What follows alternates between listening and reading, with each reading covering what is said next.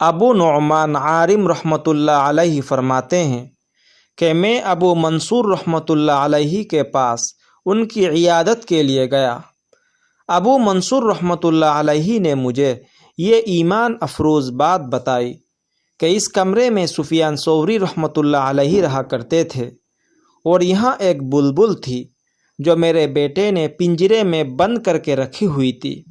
ایک دن سفیان ثوری رحمۃ اللہ علیہ نے پوچھا کہ اس پرندے کو کیوں قید کیا گیا ہے؟ اگر اسے آزاد کر دیا جائے تو بہتر ہوگا۔ ابو منصور رحمۃ اللہ علیہ نے فرمایا کہ میں نے سفیان ثوری رحمۃ اللہ علیہ سے کہا کہ یہ میرے بیٹے کی ہے اور وہ آپ کو ہبہ کرتا ہے، یعنی اب آپ اس بلبل کے مالک ہیں۔ سفیان ثوری رحمۃ اللہ علیہ نے خوش ہو کر فرمایا کہ نہیں، میں یہ بلبل مفت نہیں لیتا، بلکہ بطور قیمت میں اسے 1 دینار دوں گا۔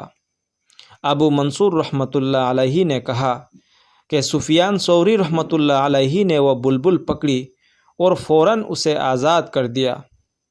پھر وہ بلبل سفیان ثوری رحمۃ اللہ علیہ سے خود بخود مانوس ہو گئی، گویا کہ اسے پتہ چل گیا کہ سفیان ثوری رحمۃ اللہ علیہ بڑے ولی اللہ ہیں۔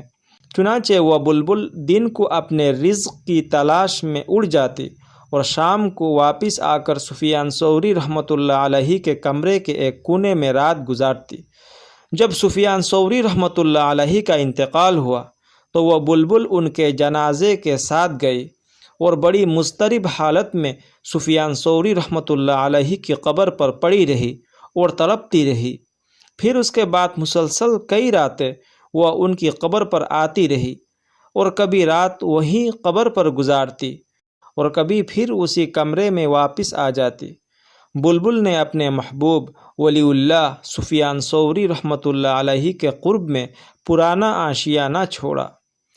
ایک ولی اللہ محدث کبیر حبیب اللہ سے بلبل کا یہ عشق کتنا مبارک ہے۔ اس سے معلوم ہوا کہ پرندے اور درندے اولیاء اللہ کو جانتے ہیں اور ان سے محبت کرتے ہیں۔